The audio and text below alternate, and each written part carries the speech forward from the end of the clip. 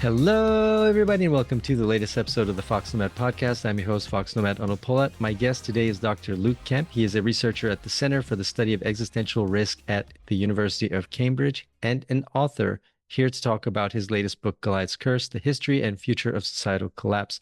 We're talking about how humans have gone from egalitarian societies to where we are now in our current modern world and some of the things that cause a lot of the dysfunction that we see. We talk about imbalances. We talk about human nature. We talk about the future and what's headed down the road. I think you're really going to enjoy this conversation with Dr. Luke Kemp.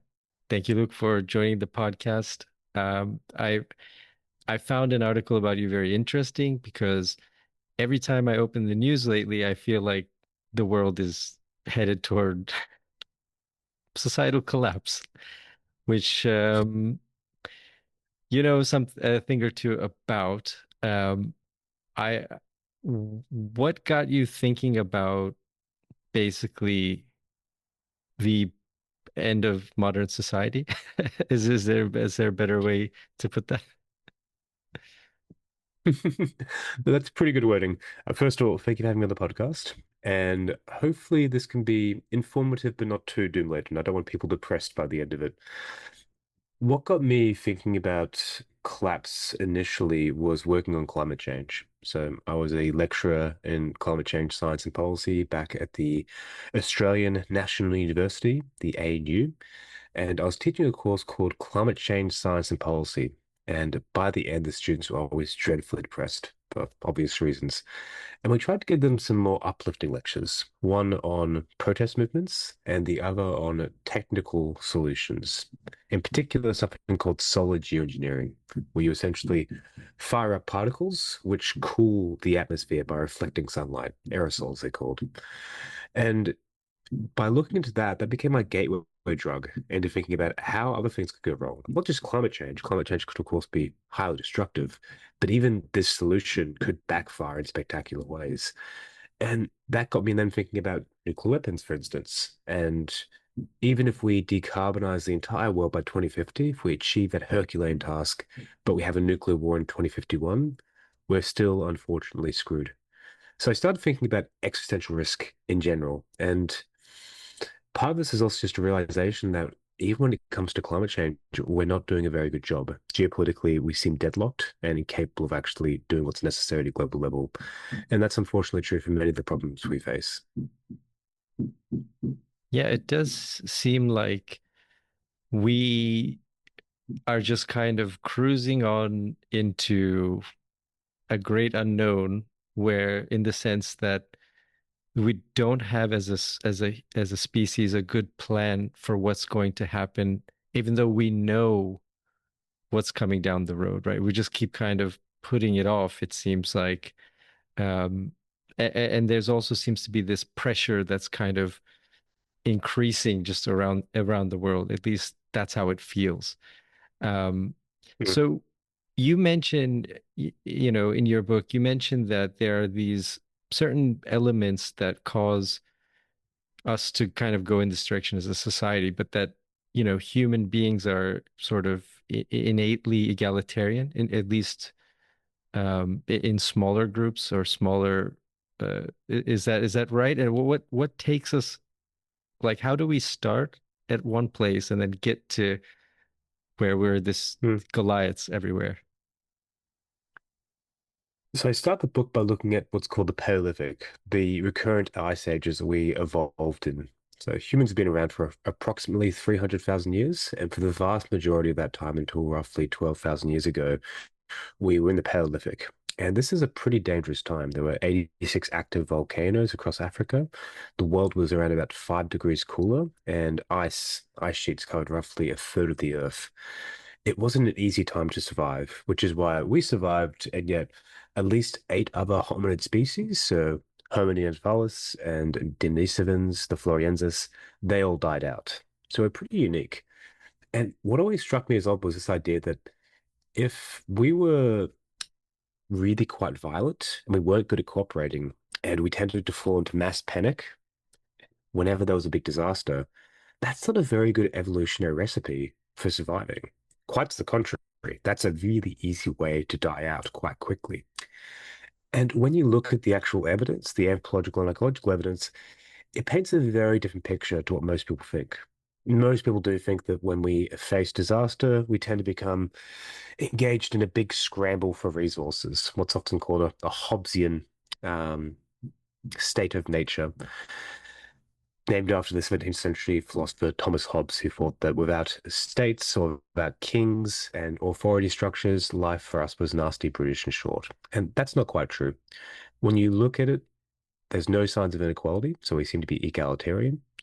We lived in groups that ranged between kind of 40 to 200 people, but the groups were quite metropolitan. So amongst modern nomadic egalitarian foragers, roughly only 10% of people are closely related. So these aren't ragtag groups of families, they're actually quite multicultural. And while you could be part of a small group, you'd actually move across groups quite frequently across your lifetime. And that has two big effects. One is that it means the individual could actually know thousands of people across their lives. So we often get enamored by this idea of the Dunbar number, that we can only know roughly 150 people, and that kind of caps our cooperation. It's not quite true. Again, we can kind of update and change the people we know over time. And secondly, that this creates very big webs of cooperation. When you look at Africa 200, or roughly 120,000 years ago, we have evidence of shared lithics, so stone tools, musical instruments, genes, and culture, all the way from the east coast to the west coast of Africa. And that's partially enabled by the fact that we are pretty non-violent as well. The best genetic and archaeological evidence suggests that during that period, we had roughly a 1.3 to 2% lethal violence rate. In other words, for every 100 people, only roughly 1.3 to 2 people die at the hands of another human, which is about as safe as the modern world, potentially even a bit safer. And that was more or less our state of nature, the way in which we evolved for almost 300,000 years. And then things begin to change. And is it agriculture that kind of kicks that off, that where we're able to have bigger groups, or is there something else is it merely a function of larger groups, or is there something else that's happening to us?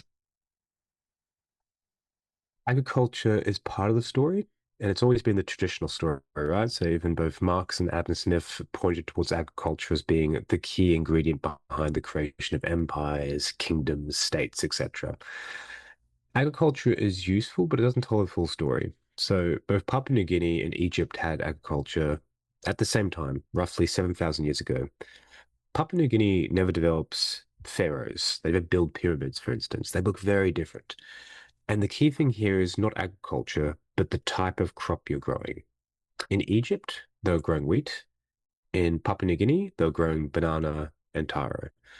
Bananas and taro are very different to wheat. So bananas, for instance, you can only store them for roughly a month after they're ripe. And in the case of taro, you can only store them for roughly 6 months. And importantly, you can also leave them in the ground for a longer period of time. So it's very difficult to see them and know where they are, and you don't know exactly when they'll be harvested. Wheat has one very clear harvest period, which it advertises through high stalks, and it can be stored for decades at a time.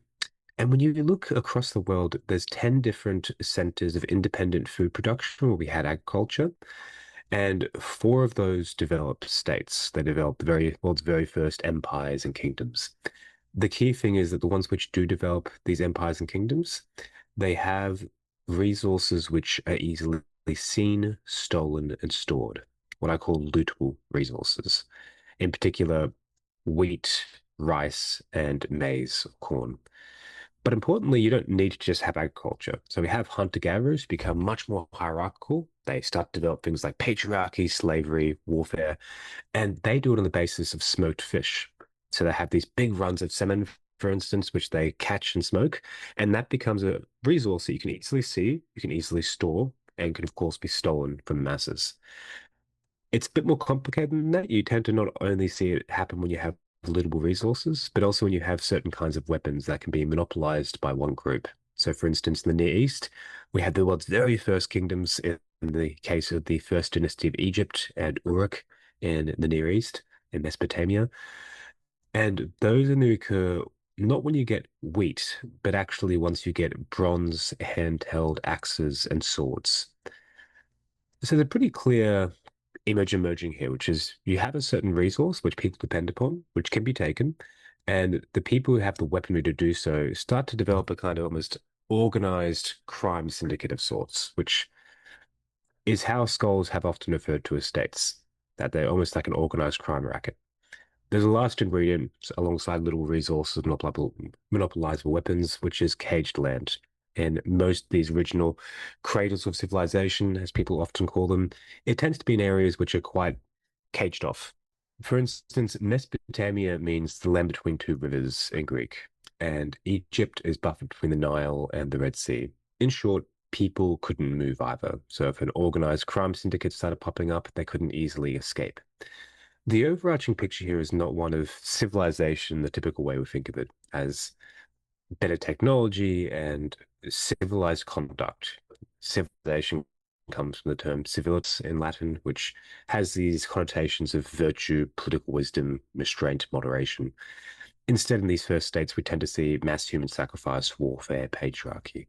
What's really changing here is we start to organize ourselves into dominance hierarchies, where one individual or a small group is ranked above everyone else and usually enforces rules through violence. In short, we start looking less like ourselves and much more like the hierarchies of chimpanzees and the harems of gorillas. I call it evolutionary backsliding. And it's a very different picture of how we typically think of history. Yeah, because normally we just, at least my perception is, in the past, it's everyone for themselves. It was this very cutthroat type of situation where everybody's fighting for the last bit of resources, which are very scarce. I mean, this is just kind of I guess, the perception that people have. But it seems like for the majority of our history, it wasn't like that at all. But it's when these balances start shifting, right? When one group has more Yeah. than the other, that's when we run into problems. Precisely. And there's a reason we have that vision. And it's a very common one. If you look at, say, for instance, Mad Max or The Road, any kind of apocalyptic fiction, it always paints the same story of as soon as you strip away the thin veneer of civilization, we turn on each other. And it's even pretty prevalent in disaster risk planning, where some people have this idea of mass panic, for instance. And yet, when you actually look at the studies, it's pretty clear that mass panic is a myth. When it comes to studies of, say, for instance, tsunamis, hurricanes, earthquakes, even terrorist attacks, people are pretty good at self-organizing and we're pretty altruistic in the worst of times. There's a really good case of during 9/11, so obviously the terrorist attacks in New York City. Directly afterwards, there's the world's largest evacuation over the water. What's called, I think they call it a boat lift. Basically, people move a huge number of people from Manhattan onto the across the Hudson.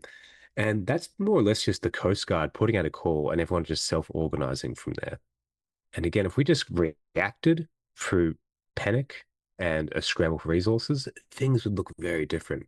And we wouldn't have survived the Ice Age in the first place. The reason we tend to have this narrative is partially because it serves the interests of some very powerful people. So obviously, it's usually attached to Thomas Hobbes, but interestingly, this idea that we're pretty bad without having rulers is around for thousands of years. There's Buddhist texts, for instance, which talk about how we live in this kind of primordial chaos until eventually people all elect one leader who is the most good-looking, charismatic, and well-spoken, which usually isn't a very good selection mechanism. And they will give this leader a piece of rice in exchange for him essentially taking over and starting to ostracize people and dole out punishments. There's songs from Zhao era Chinese history as well, thousands of years ago. So this is something which didn't begin with Hobbes. It's a story which has been around for a long period of time, and it's a story we see very clearly in Collapse. Almost all the kind of literature we have in history from Collapse paints it as being this apocalyptic thing. Once again, telling the idea that if we don't have rulers, we kill each other. And again, when you look at the evidence, that just doesn't seem to be the case. And is that why when things get worse, well, there are two things. One, there seem to Mm. be leaders emerge or people in power emerge who say, or who tend to show, you need me, I can help Mm. us. And then also at the same time, do why do groups of people, why do societies want that? What is there seems to be something that we fall into at certain times. Or is that Mm. just perception, or is, you know, is there sort of a natural, thing that we're falling into? No, I think you're completely right. There is a trap of sorts we fall into. I think we often fall into a really false dichotomy of either humans are really good or we're really bad. And of course, the reality is a bit more mixed.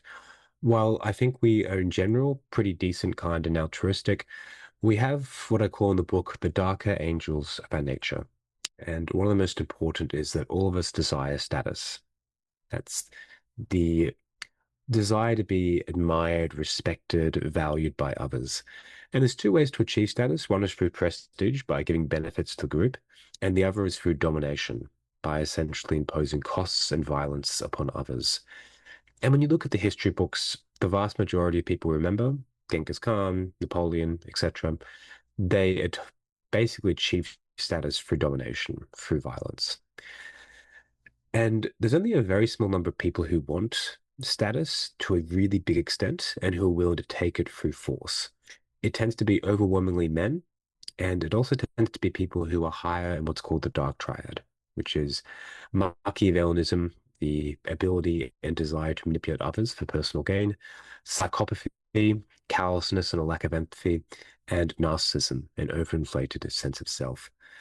And those three tend to result in people who are much more willing to take status through domination.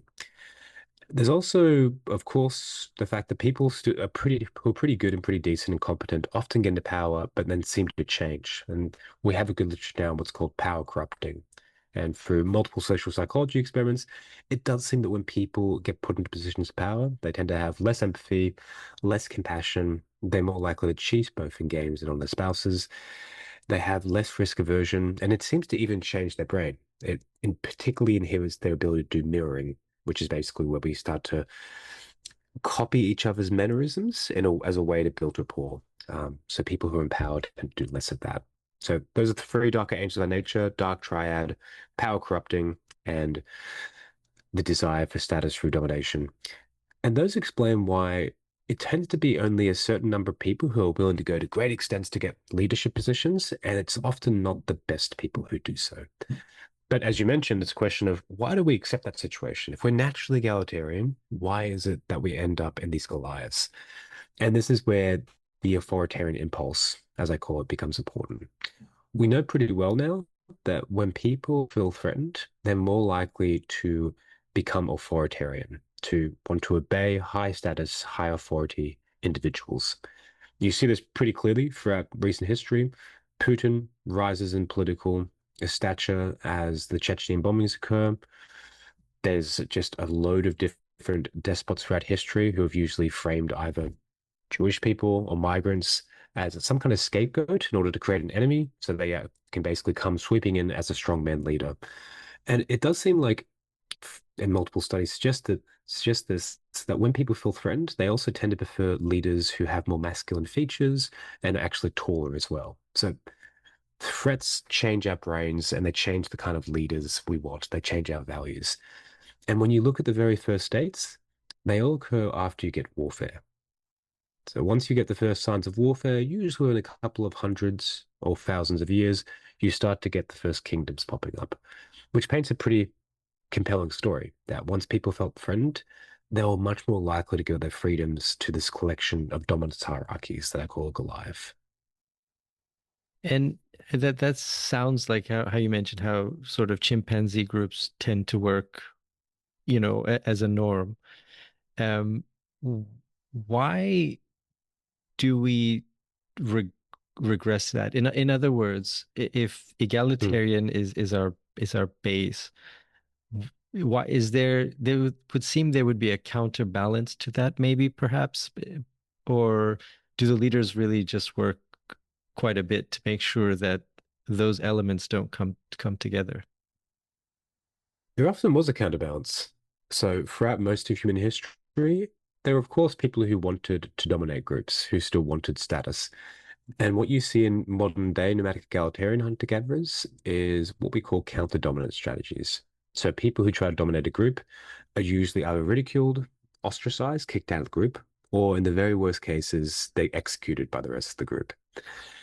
And in many ways, you can see some of the collapses of the first farming communities and cities as actually being kind of scaled up versions of these counter-dominant strategies. So it's often difficult to tell because we don't have written records, but in many of the first farming communities across Europe, for instance, and the US Southwest, it seems like once you get the first signs of inequality, you start to get sometimes mass flight and sometimes mass rebellion, and often warfare as well. And many of the first cities across the world as well. I go for a whole bunch of these in the book, like San Lorenzo, Çatalhöyük in modern-day Turkey, Montalban in Mesoamerica. They also seem to go through a period where they're basically building up and eventually start to become more unequal. You start to see rules emerge. And then suddenly they start to fall apart, often, once again, by people either just walking away or by having a kind of mass revolution, in which they intentionally target both elites and elite iconography and monuments. And in some ways, that's that kind of counter dominance intuition shining through. It shows that for many people, it wasn't very easy to move into conditions of servitude and oppression. And while that's true, I think that we did have this pretty big reaction quite frequently. It's also true that most states kept popping back up. And of course, we live in states and empires today as well that have taken over the world. And that's in part because I think that rulers and bureaucracies tend to be pretty good at actually evolving over time and developing new techniques, technologies, and ideas to control larger groups of people. And this varies from having, for instance, administrators and bureaucracies, which help if the king has to go away, for instance, all the way through to actually having religions and what I call stories of subjugation. It's pretty remarkable that when you look at when you look at states, kingdoms, and empires across the world, they all tend to have stories which basically justify why the ruler's in charge. The pharaoh, for instance, is either a god or a representative of God. In the medieval ages, we have this idea of the divine chain of command or the divine chain of being, where basically there's God, the angels, the king, and everyone else below, more or less, usually going through the nobles. The Chinese had the mandate of heaven, that essentially we can reflect the order of heaven if we have an emperor who also acts in good conduct that reflects heaven. But in every single one of these cases, they're used as a way, a propaganda tool, if you will, to justify why the leader is in charge. And of course, we don't actually have any good evidence just that the pharaohs or Chinese emperors were actually working on behalf of gods or were even particularly good decision makers. But a lot of people believed at the time that they were. Yeah, it's interesting because it brings up this quote that I had read from the dog whisperer, right? In one of his books about training dogs. And he said humans are the Hmm. only animal that follows a weak leader, which I don't know if that's generally true, but it Mm, always stuck with me that thing where it's like when you're in a small group, I imagine hunter-gatherer, mm, if you're not pulling, doing your part and you get ostracized, you get kicked out of the group, that could be a death sentence, right? But if you're, a mayor of a city and you're doing a terrible job, it the chance of you remaining there or even getting wealthier seems, mm, is could easily happen. It's not necessarily there's not a complete, you know, A to B to that. So it seems like we go through these cycles in history where mm, things get very bad. There's a revolution, a war, and then things get better for a time, and then we repeat it a couple generations later. I don't, is that, I guess, is that correct? And how do we get out of mm, that? Because it does seem like we're in another cycle. At least, you know, mm, uh, the feeling. Again, I don't know if it's true, but I feel like we're in this cycle mm. and we're heading toward a not good place. But first of all, on the issue of weak leaders, I think there's an element of truth there. In nomadic egalitarians, they tend to have what's called task-based leadership, which is you can have a leader in certain areas of life and certain tasks who are particularly good at that task. So, a hunter who's naturally good will lead the hunt usually, but it doesn't mean they'll basically be in charge of everyone else in other areas of life. That doesn't really make sense. We tend to have that weird situation, right, where you have someone who seems to be in charge of almost every area of life. And often, as you mentioned, we don't have good evidence that they actually are good at their job. And I think Nassim Taleb calls this the inverse rule. The higher you work up a hierarchy, if you look at a CEO, for instance, it's actually really hard to tell if they're doing a good job. Even if the company's doing really well, that can often be due to other circumstances, due to the wider geostrategic condition. It could be due to the fact that the actual workers are really working really hard. And likewise, investment bankers and financiers, we don't actually have any good quantitative evidence that they perform better than the market. And yet they get paid the big bucks. So there is this kind of weird distinction between often performance and power. And importantly, the other way in which we're very different to other species is that we can inherit status and power. You don't have that happen in chimpanzees or gorillas, but in our case, we can basically hand on power and, of course, thrones to the next generation. And it's notable that every single billionaire under the age of 30 today inherited their wealth. So it still happens. It's cycles. Do we go through cycles of rise and fall of collapse? To some extent, yes. It's of course not as simple as there just being these clear-cut cycles of a very distinct period, but it does seem like there's a particular pattern here. And one is that we know over time inequality tends to increase. This is due to two big reasons. One is simply that the powerful tend to have more opportunities to gather more wealth. If you are sufficiently rich, you can start to buy office, you can start to lobby politicians, and of course, you can start to transfer your power into other domains. You can start to buy your own military, for instance. You can start to potentially buy up priests, etc. And that all provides new sources of power, potentially new sources of money. And secondly, is just simply that things like land and today stocks and shares tend to increase more quickly in value than wages do. This is something that Thomas Piketty's talked about quite a lot.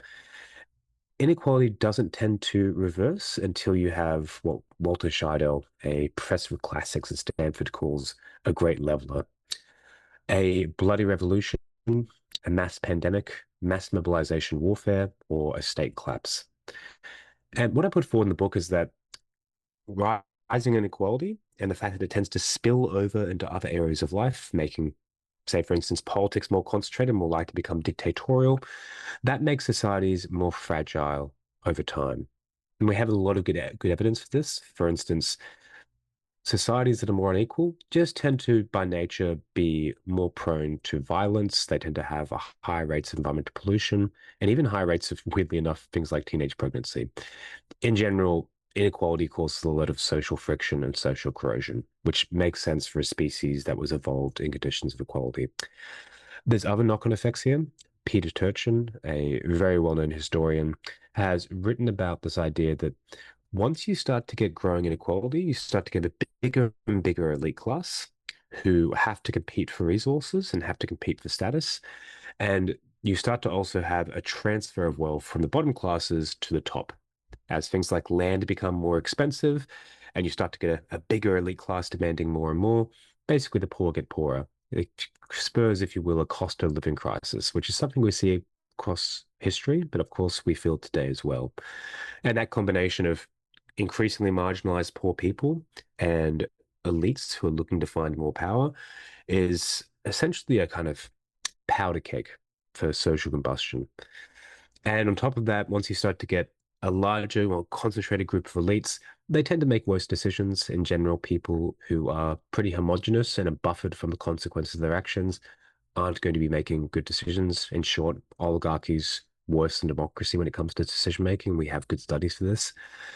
And additionally, if you're competing for status and more resources and power, it's going to push you to both expand the empire, resulting in imperial overexpansion. As you conquer further afield, you tend to get less resources, you have to expend more, but also you tend to get environmental degradation as well. And if you look at a case study like the Western Roman Empire, it has all those factors at play. It's both stripping its silver mines to such an extent that it has to debase the currency, it has to use less silver in the currency. It's massively overexpanded and has a really bloated military by the end. And it's also incredibly unequal by the end of the empire. Roughly three-quarters of the way towards the maximum theoretical level of inequality. And the maximum in this case is a situation in which one individual holds all the surplus wealth. So Rome, despite the Colosseum and all the cool ruins, actually wasn't a great place to live for most people. And that basically makes for a very fragile society, which is eventually split apart and knocked asunder by some kind of hazard, something like a disease, climatic change, invaders, sometimes a combination of all three. And that's something we see over and over again. I call it diminishing returns on extraction, one form of Goliath's curse. Goliaths are cursed insofar as they're built on inequality, but inequality ends up being their demise. Interesting, because one thing that has gone through my mind, thinking about and reading about the ideas that you put forth is that Mm, the leaders now have much more power, much more, data, much more, more dangerous weapons. The climate crisis is growing, whereas Rome, those are more right, smaller climate issues that they would have. These things are on a global yeah. scale now. And I guess one of my questions or concerns, I guess, is do Mm, the leaders ever figure it out? In other words, do they ever maintain that mm. balance to where the people just never, that we just never get out of it until basically, everything really falls apart? I mean, is that where we're headed, or where are some of the bright spots going forward? Yeah. So there's been periods in history where we've had reform, which has resulted in some kind of decreasing inequality and a kind of venting of these pressures. One example is during the 1930s and 40s in the US. We obviously had this Gilded Age, a period of robber barons and tycoons and oil, steel, etc. And the US actually put in place a whole bunch of measures, including things like uh, legislation which encourages much higher unionization rates, much bigger benefits for union membership. And in some cases, this was actually acquiesced to or even supported by the rich. They kind of started to realize that it wasn't in their interest to have such unequal societies.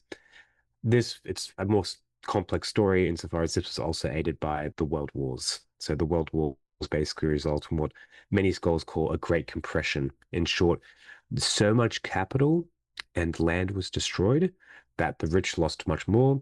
But also because there was this mass mobilization warfare of so many people involved, that they started to demand more from their states. They started to demand welfare, a social security net, the vote, etc. And you see directly afterwards, of course, the rise of liberal democracies and welfare states.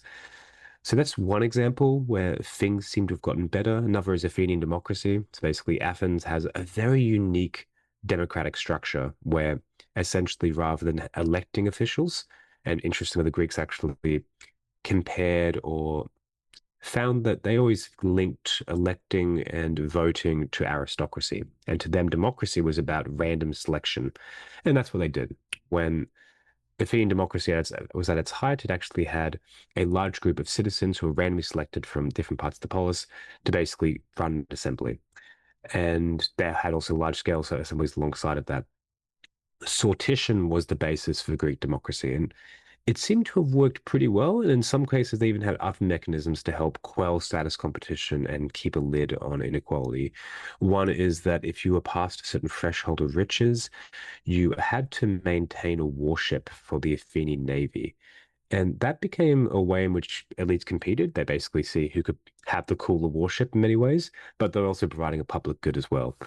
But notably, in all these cases where we've had reform to help reduce inequality and help reduce these pressures of extraction, it doesn't tend to last long, and it doesn't tend to actually reverse inequality in a lasting fashion.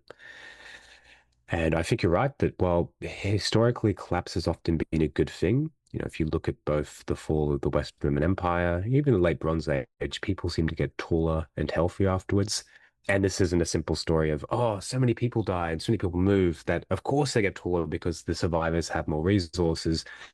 Even people on the outside of the Roman Empire tended to be taller and healthier. So the old myth, or the old trope, I should say, of the German barbarian being muscle bound is actually kind of true.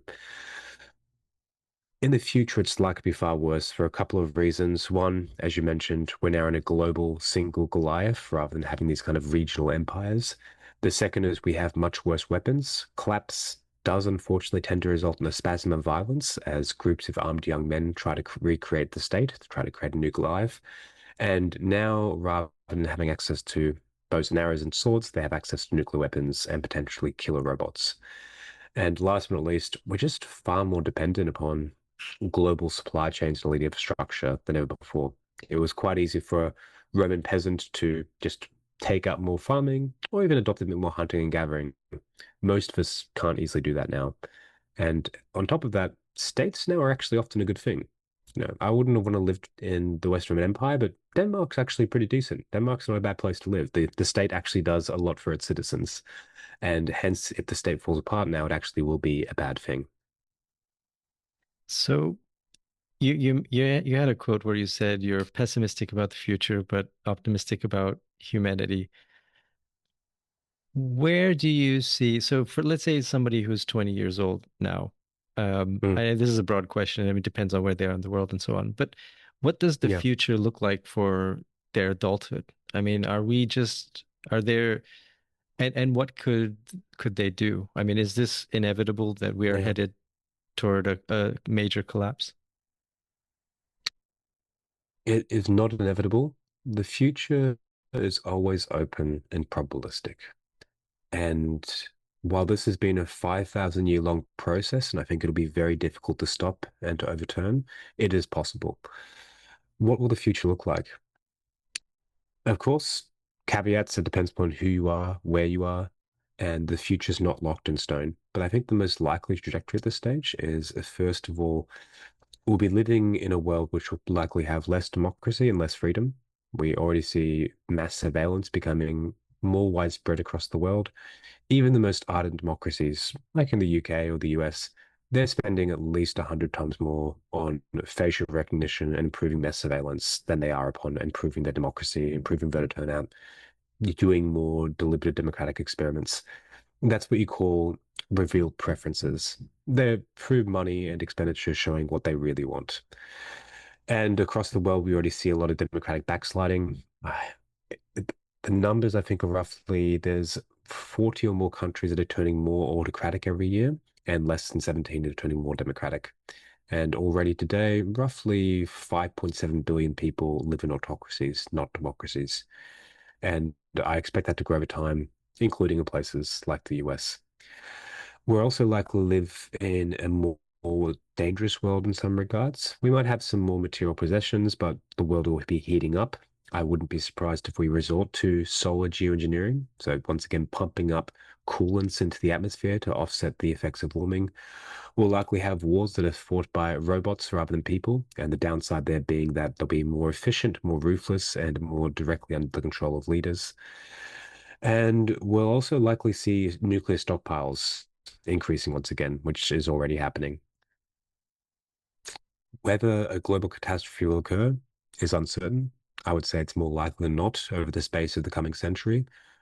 And collapse will be a very real prospect over the coming decades and centuries. In the book, I put forward the idea of the end game that right now we're entering the very final stage of Goliath, where essentially it either has to take complete control and create what I call Silicon Goliath, or it's likely going to undergo a large scale global cataclysm and collapse. That might not be next year, might not be in even a few decades, but at least within the next 2 centuries or so, that's the most likely course is self-termination. And does that mean for societies or, the extinction of humanity in a, a nuclear war or something like that? Mm. Uh, Extinction, I think, is very unlikely. It's a very high bar. We are a remarkably resilient species. We can survive in almost any kind of environment.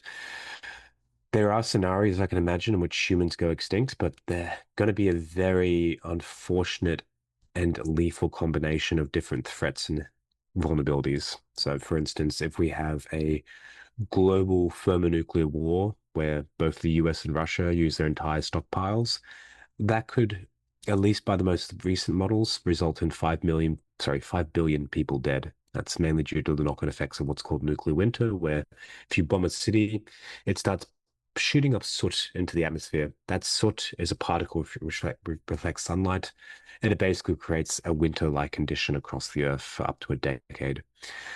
You also get other effects.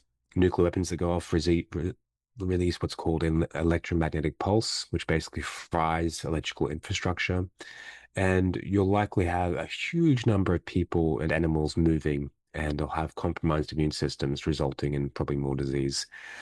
If you have that, and then directly afterwards, you have big disease outbreaks and potentially also a surging in the climate. So you have, for instance, a geoengineering system, you have a nuclear war that knocks it off. And then afterwards, after nuclear winter, you have a kind of a nuclear summer of sorts where there's a big rebound in temperatures. That might be enough to kill us all off. Um, I think the idea of human extinction for now is very unlikely. It's going to require just such an extraordinary combination of threats that I wouldn't be thinking too much about that. But it's not off the cards. It's not off the table. So I have two, I guess, final questions for you. The first is, Hmm. what does the average person do? Can the average person do anything about this? Is it inevitable? And is it like throwing a stone into the ocean and waiting, sort of to fill it up? Is there Mm. something tangible also that people could feel like they're having an impact? Yes, I think that this is not a matter of all hope being lost. There's certainly hope, and there are actions that individuals can do. First of all, it's worth noting that all of these threats have pretty clear solutions. We know how to decarbonize the economy.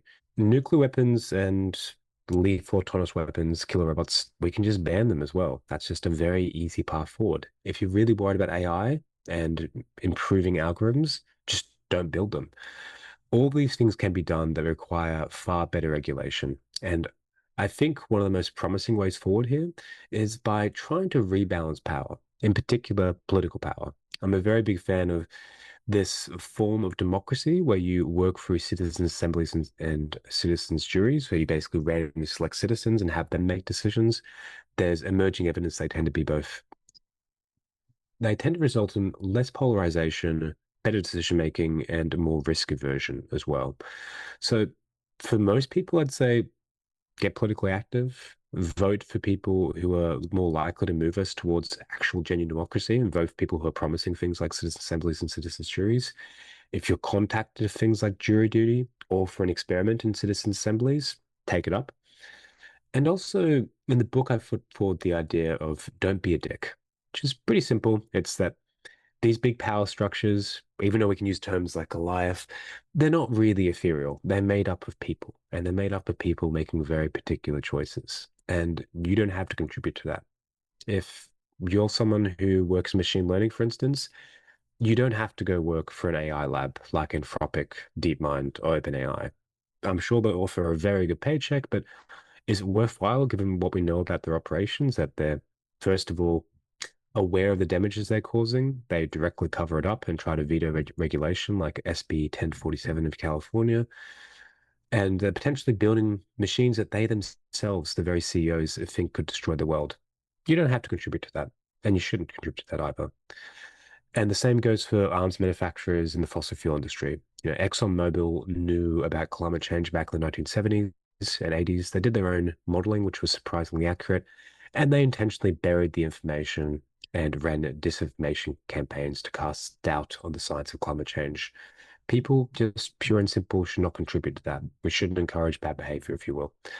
And on top of that, just don't accept positions and relationships of domination in your own personal life. Goliath, in many ways, is fractal. It's not just the fact that we have these big empires, but also that we accept domination all the way down. Um, Schools, our personal relationships, relationship between boss and worker, etc. We can make these things much more equal. We can share power. And if you have power, do try to share it. Do try to make sure it's more like civilization, less like life. So those would be some of the small actions ones can take. Be political, support actions and parties which are actually moving towards deliberative democracy, and try to make sure that you're not being a Goliath and not giving in to dark angels of your nature. Well, th those are, I mean, it sort of, when you said nuclear weapons, we can denuclearize. And I was thinking, well, if one side does, right, then the others, they may worry, or the Yeah. population may worry, right, that the other side isn't. But that's where it, my brain connected, that's where the cooperation comes in, right? Like all sides have to work together. In other words, otherwise there's that equality again, which then Yeah. causes the opposite effect. Yeah. So when it comes to doing most of these things, like reducing emissions or reducing nuclear weapon stockpiles, the obvious response is, yeah, but game theory. If I do it, the other party's just going to screw me over. And I think this is actually one of the most important issues I put forward in the book is that ultimately this isn't about AI or climate change or even nuclear weapons. It's about what's driving us to produce them. And some of the clearest things which are arms races, races for status, and races for resources. But it's worthwhile noting it's not just everyday people who tend to end up in these arms races. You've probably heard the tragedy of the commons, this idea that if you have a common resource which everyone can access, eventually it will be over degraded because everyone has an incentive to use it and no one's basically willing to cooperate to prevent overuse. The thing is, when you actually put people in laboratory experiments and game theoretic dilemmas, they don't tend to end up in arms races. And even if you just let them communicate, they don't tend to end up in a tragedy of the commons. Similarly, we have loads of examples across history of peace systems and groups that have lived in their environment without over degrading it for hundreds of thousands of years, like the Khoisan people in the Kalahari Desert. It's quite clear that this isn't something that all humans do. It's something which, in particular, Goliaths do. I put forward in the book that both people in the Dark Triad who are higher in the Dark Triad tend to be more likely to defect and to result in kind of arms races, but also people who expect others to do so, people who are usually trained in finance and economics. It ends up being a self-fulfilling prophecy. But the key thing here is if we can actually reform our societies from the bottom up and make them more democratic, I think there's very good reasons to believe that we won't fall into these types of dilemmas any longer. I'll probably finish with one little story, which people always seem to like, which is the idea of the Trinity jury. The world's very first atomic weapon was detonated in the sands of New Mexico in July 1945. It was called the Trinity test. At the time, and this was the outcome of what's called the Manhattan Project in the United States. At the time, we knew the Nazis were no longer pursuing their own bomb. They couldn't build their own nuclear weapon. So this wasn't about beating the Nazis to the bomb. And the physicist Edward Teller on the Manhattan Project made a calculation that there was a non-zero probability that detonating the bomb could ignite the entire atmosphere of Earth, killing every single shred of life, not just human extinction, but leaving the entire planet silent, potentially the entire cosmos silent. They still went ahead and took that risk and detonated the bomb. And I give the example of imagine that we went back to 1945. Instead of that decision being made by generals and scientists, it was instead made by a group of randomly selected and chosen people from across the United States, farmers, doctors, nurses, cleaners. What do you think they would have decided? That's a definite no, right? Yeah, I've yet to meet one per. Yeah, exactly. I've yet to meet one person who hasn't said some variation of either no or fuck no. It's just pretty obvious. And exactly the same. If you had in the 1970s groups of citizens sitting over ExxonMobil, they wouldn't have said, yeah, you know what, bury the information on climate change and run those misinformation campaigns. That's fine. I think when we actually trust ourselves and we trust democracy, things work out pretty well. And additionally, it's going to make for a much safer world. And that's the true way to overcome these things like arms races is by a reversion back towards democracy. It won't be easy. It's going to be incredibly difficult. It's probably going to be the hardest thing that we as a species have ever done, but it'll be worth it. And most importantly, it is possible and it's worth fighting for. Well, I appreciate your time. Let people know where they can find the book when it's out. I will leave links to it down in the description, but I'll let you share more about, release date and everything as well. Yep. So it's actually being released in North America today. So both US and Canada, it's now released in all bookshops and online sellers available to you. And it's been released in both Europe and the UK for the last few months. So it should be readily available. And I usually encourage people to try to use local independent bookstores if they can, but it should be available through anywhere, whether it be Amazon or Waterstones back in the UK. And the book is Goliath's Curse. Um, Yes, and the book is Goliath's Curse, The History and Future of Societal Collapse. it's been a fascinating conversation. I'll give you one more yes and no, just a real quick one that I've been thinking Yep. about. So in science fiction and Star Trek in particular, Mhm. we're in this societal collapse and aliens show up, and then everyone realizes, oh, we're actually not all that different from each other. Mhm. Would that happen? In other words, would that propel people to realize, or would it just create different inequality? I mean, does the inequality problem just not go away in a hypothetical? It depends on what the aliens are like, if they're threatening or not, what kind of information they impart to us. But I think, unfortunately, I don't see that being a salve to inequality. It probably gives us a greater sense of coherence and connection, but you can have very connected people who still have very authoritarian structures. Interesting. Well, that I gives us a lot to think about. Thank you again so much for Yeah. your time. This has been a fascinating conversation. And I look forward to sharing the book and everybody reading it because it gives us a lot to think about, especially uh, every day every second when we open the news. It seems like Yeah. It's unfortunately becoming more relevant, but I hope that isn't always the case. And thank you for having me as well. my pleasure. Thank you, Dr. Kemp, for being a guest on the podcast, and thank all of you for listening. Make sure that you check out Dr. Kemp's book, Goliath's Curse. I will leave a link to it down in the description, or go to your local independent bookstore where you can also find it. I think if you enjoyed this conversation, you're really going to enjoy the book. Thank you all for watching and listening. If you're on YouTube, make sure that you give this video a like and hit the subscribe button. And if you're listening to the audio, wherever you get your podcast from, make sure that you give the foXnoMad podcast a 5-star rating and a couple of kind words in the review. It helps us get the word out. Thank you again for listening and watching, and I'll see you in the next episode.